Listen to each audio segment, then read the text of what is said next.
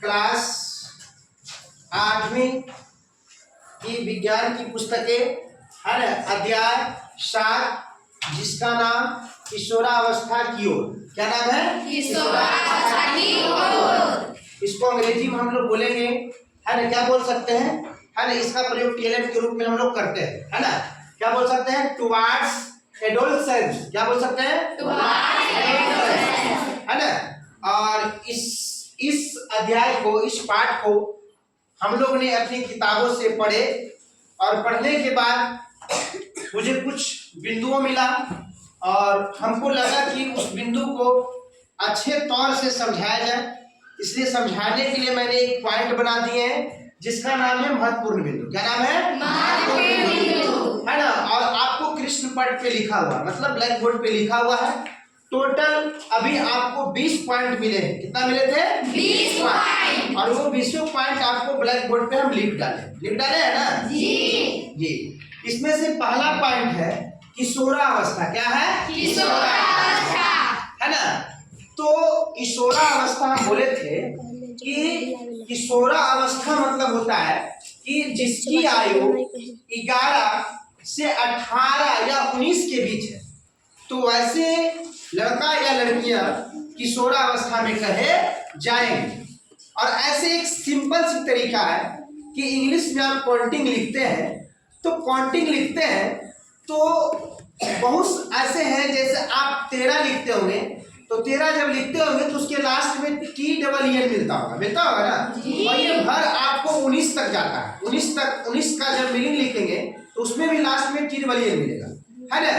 तो इसको टीनेजर भी कहते हैं। क्या कहते हैं? टीनेजर। ऐसे आपको बताया जाता है कि 13 से आपको 19 वर्ष तक की आयु वाले लड़का या लड़कियों को हम लोग किशोरावस्था कहते हैं। लेकिन इसमें कहा जाता है कि इसका जो रियलिटी आपका जो एज है वो आपका 11 से 19 वर्ष का जो व्यक्ति है, जो लड़का या लड़कियां है, उनको हम लोग किशोरावस्था कह सकते हैं।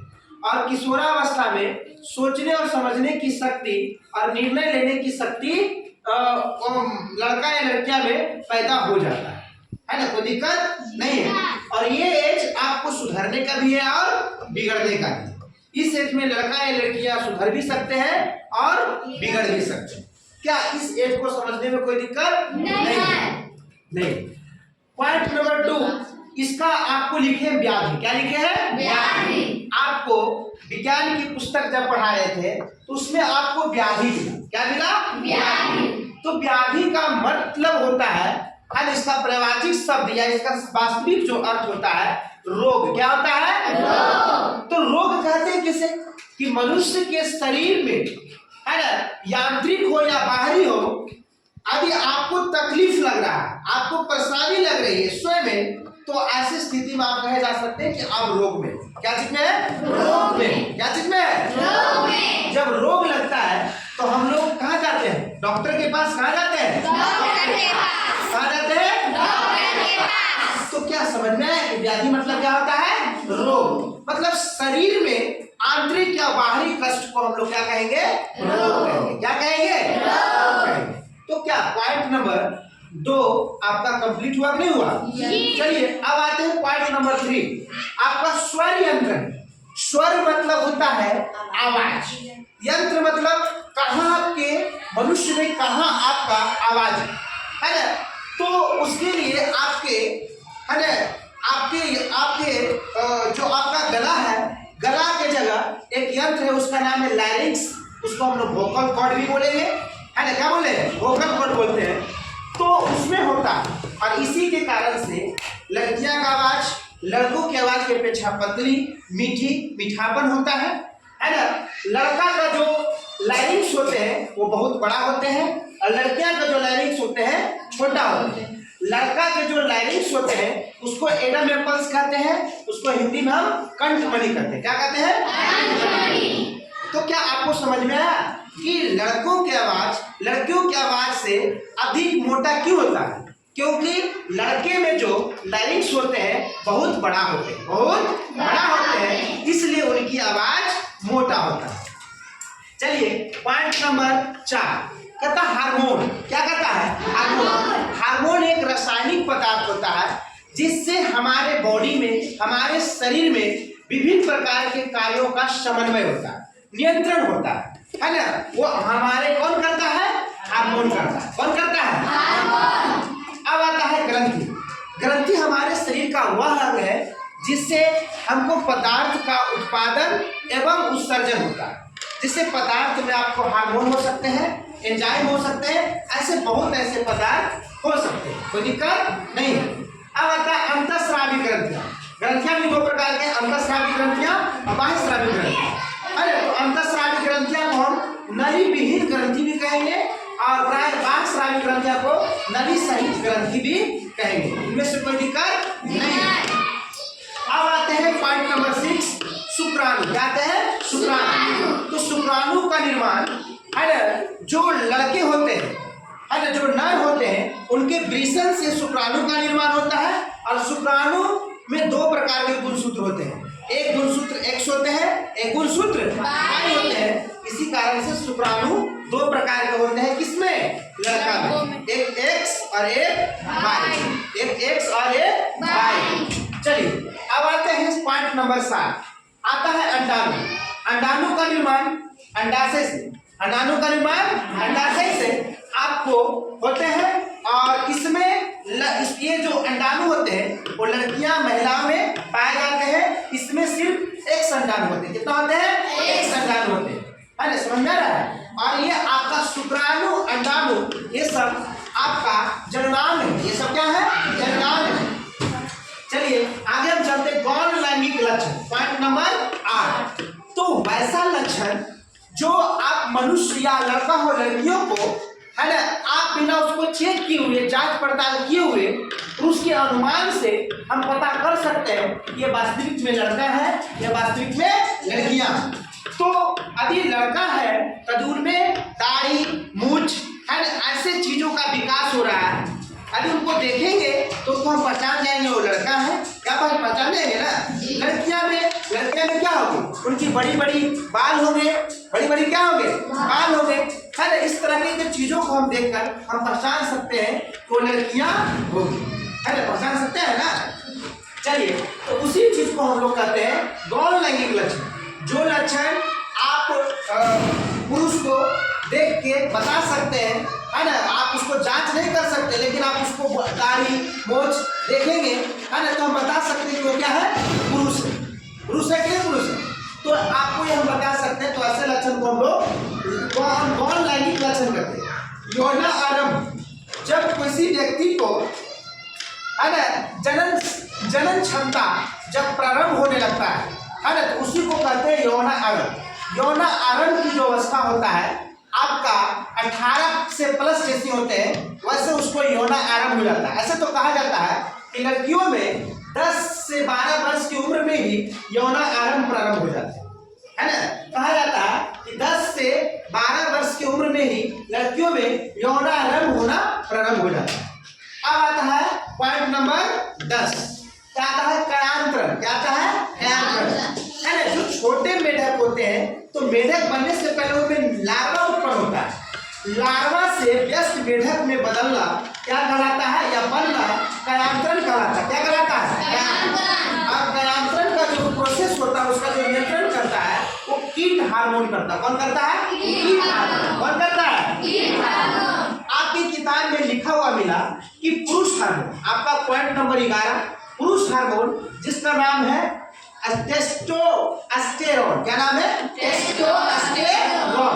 इसको हम लोग बोलेंगे पुरुष हार्मोन। क्या बोलेंगे? पुरुष हार्मोन। पॉइंट नंबर 12, स्त्री हार्मोन। क्या आता है? स्त्री हार्मोन। स्त्री हार्मोन में आपको एस्ट्रोजन, क्या है? एस्ट्रोजन। अभी कोई तुमसे प्रश्न पूछे हैं कि एस्ट्रोजन को हम लोग क्या कहेंगे, तो एस्ट्रोजन को हम लोग स्त्री हार्मोन कहेंगे। क्या कहेंगे? स्त्री हार्मोन। अभी तुमसे कोई पूछेंगे कि टेस्टोस्टेरोन को क्या कहा जाता है, तो क्या बोलेंगे? पुरुष हार्मोन। क्या बोलेंगे? पुरुष हार्मोन। चलिए हम लोग पॉइंट नंबर 12 तक कंप्लीट किए। पॉइंट नंबर अब आते हैं 13। अभी तुमसे कोई प्रश्न पूछते हैं कि मनुष्य में गुणसूत्र कुल कितना है, तो बताएंगे 46। क्या बताएंगे? 46। लेकिन अभी ऐसे प्रश्न पूछेंगे कि मनुष्य में कितने जोड़े में गुणसूत्र है, क्या बताएंगे?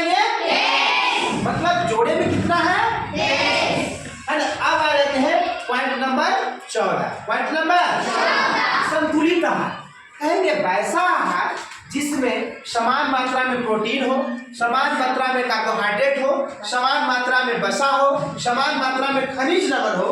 तो इस प्रकार के जो आहार होंगे उस आहार को क्या बोलेंगे? संतुलित आहार। और संतुलित आहार है ना किशोरावस्था में जो बच्चा है, जो लड़का है, लड़कियां है, पुरुष है, उनको करना चाहिए कि नहीं करना चाहिए? करना चाहिए। हालांकि संतुलित आहार प्रत्येक व्यक्ति हो या प्रत्येक बच्चा हो उनको हमेशा के लिए बहुत जरूरी है, करना चाहिए ना।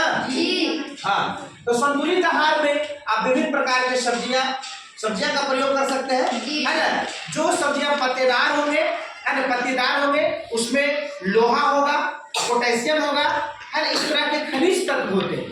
जैसे आप पालक खाते हैं तो पालक में आयरन की मात्रा होता है ना, पोटेशियम की मात्रा होता है, ये सब आपको पालक में पाए जाते हैं। चलिए अब आ जाते हैं, है ना, 15 नंबर पॉइंट तथा जनन काल अवधि। तो कहा जाता है कि ऐसे जनन काल में जो अवधि है ना, खास तौर पे महिलाओं में 18 वर्ष से 50 वर्ष तक। ऐसे तो आपका जमाना में जो है आपका जो जनन की जो अवधि है मैक्सिमम 12 वर्ष से है ना 50 वर्ष तक चलता है। 12 वर्ष से 50 वर्ष तक कहा जाता है, लेकिन आपकी किताब में 18 से 50 वर्ष ही बता है, इसलिए हम आपको क्या लिखिए 18 से 50 वर्ष लिखिए।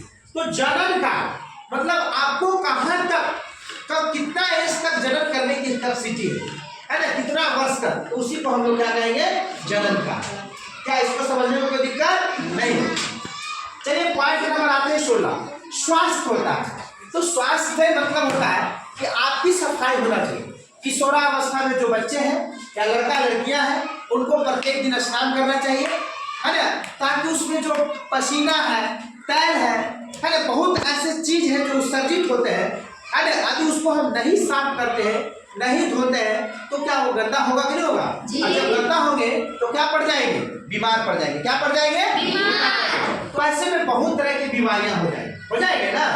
तो इसलिए स्वास्थ्य पे आपको ध्यान देना है। स्वास्थ्य पर आपको क्या करना है? ध्यान देना। और स्वास्थ्य से आपको माइंड का विकास होगा, आप बीमारी से बच जाइएगा। क्या ऐसा कोई दिक्कत है? नहीं। क्या बीमारी से बचेंगे नहीं बचेंगे? है ना। तो स्वास्थ्य में आपको दो प्रकार के जननात्मक स्वास्थ्य और व्यक्तिगत स्वास्थ्य। जननात्मक स्वास्थ्य मतलब आपका जो जनन के समय या जनन के समय जो आप में उसमें जो गंदगी रहती है, जो गंदा रहता है, उसको साफ करना और उसको सही करना जननात्मक स्वास्थ्य कहलाता है। व्यक्तिगत स्वास्थ्य तथा हर एक व्यक्तियों को अपने तौर पे प्रत्येक दिन स्नान करना चाहिए, है ना, प्रत्येक दिन कंघी करना चाहिए, प्रत्येक दिन अपने बॉडी में तेल लगाना चाहिए, है ना, साफ सुथरा वस्त्र को पहनना चाहिए। तो जब अपनी स्वास्थ्य हो जाएगी, अपनी निजी, तो उसको हम लोग बोलेंगे व्यक्तिगत स्वास्थ्य। क्या बोलेंगे? व्यक्तिगत स्वास्थ्य। इसमें कोई दिक्कत नहीं है। चलिए इसमें से इसके बगल में हम लिख दीजिए कि कुछ अंतःस्रावी ग्रंथियां का कुछ उदाहरण है। जैसे आपका पीयूष ग्रंथि, थायराइड ग्रंथि, एड्रिनल ग्रंथि, अग्नाशय ग्रंथि, ये सब अंतःस्रावी ग्रंथियां का क्या है? उदाहरण है। ये सब जो बता रहे हैं ये अंतःस्रावी ग्रंथियां का क्या है? उदाहरण। क्या है? उदाहरण, है ना। तो ये हम लोग पढ़ लिए। पॉइंट नंबर 16 कंप्लीट किए। चलिए पॉइंट नंबर 17 रजोधर्म कि जो भी लड़कियां हैं उनमें प्रथम बार रक्तस्राव होता है। प्रथम बार उनमें जो रक्तस्राव होता है तो उसी रक्तस्राव मतलब लड़कियों में है ना रक्तस्राव का प्रारंभ होना, है ना, उसको हम लोग कहते हैं रजोधर्म। क्या कहते हैं? रजोधर्म। जो प्रथम बार मेंस्ट्रुएशन साइकिल होता है, जो प्रथम बार रक्तस्राव होता है ना, ऋतुस्राव होता है, उसको कहते हैं रजोदर्शन। क्या कहते हैं?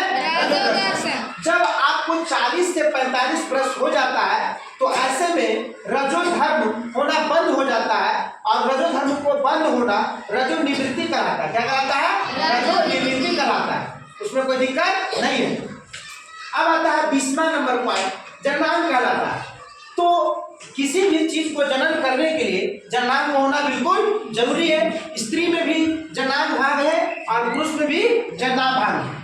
तो ऐसे में बताया जाता है कि वृषण है, अंडाणु है ना, फैलोपियन ट्यूब है, ऐसे बहुत ऐसे चीज है जो आपको जननांग कहलाते हैं। क्या कहलाते हैं? जननांग कहते हैं। ऐसे कहा जाता है कि जो अंग जनन करने में है ना, प्रजनन करने में भाग लेते हैं, वैसे अंग को क्या कहते हैं? जननांग कहते हैं। क्या कहते हैं? जननांग कहते हैं। चलिए पॉइंट नंबर 20 हमने कंप्लीट किया। आते हैं कुछ ऐसे आपको पॉइंट हम लिखें, है ना। जैसे आपको यहाँ पे बताया गया है कि यदि आपसे कोई पूछे कि लड़का में गुणसूत्र, तो आप बताइएगा कि लड़का में XY गुणसूत्र होता है। क्या होता है? XY गुणसूत्र। यदि तुमसे कोई प्रश्न पूछे कि लड़कियां में गुणसूत्र क्या होता है, तो बोलेंगे XX गुणसूत्र होता है। क्या होता है? XX गुणसूत्र होता है। यदि तुमसे कोई पूछेंगे कि लिंग का निर्धारण किसके गुणसूत्र पर किया जाता है बच्चों का, तो बताएंगे पिता के गुणसूत्र पर बच्चों का लिंग निर्धारण किया जाता है। कि जो बच्चा आने वाले हैं भविष्य में, है ना, भविष्य में जो आने वाले हैं या होने वाले हैं, वो लड़का होंगे या लड़की, किसके गुणसूत्र पर डिपेंड करेगा? पिता के गुणसूत्र पर। किसके डिपेंड पर? पिता के गुणसूत्र पर डिपेंड करेगा। चलिए इसमें से आपको कुछ है ना वर्ड मिला है, उसका हम लोग फुल फॉर्म में आपको बताने के लिए लिख डालेंगे। जैसे इसमें देखिए AIDS। अभी तुमसे आपको कोई एग्जाम में या कोई व्यक्ति आपसे प्रश्न पूछते हैं कि इसका फुल फॉर्म बताइए, तो आप बताइएगा A for acquired, I for immune, D for deficiency और S for syndrome. S for syndrome, है ना। अभी तुमसे और कोई पूछ सकते हैं कि विश्व एड्स दिवस कब मनाया जाता है, तो आप बता सकते हैं 1 दिसंबर। कब बता सकते हैं? 1 दिसंबर। अब बताइए 1 दिसंबर, है ना। और से और आपका एक पॉइंट लिखे है। अभी आपसे कोई पूछेंगे HIV का फुल फॉर्म, HIV का फुल फॉर्म, तो H for human, I for immuno deficiency virus, immuno deficiency virus. क्या HIV का फुल फॉर्म हो गया कि नहीं हो गया? हो गया ना। अभी तुमसे पूछेंगे एड्स जो बीमारी है वो कैसे होता है, तो एड्स बीमारी, है ना, एड्स बीमारी जो होता है वो जन्म से भी हो सकता है ना। और एड्स बीमारी आपका वायरस से होता है। किससे होता है? वायरस से भी होता है। तो आपको ये सब आपको ध्यान देना है कि एड्स जो बीमारी है आपका वायरस से होता है।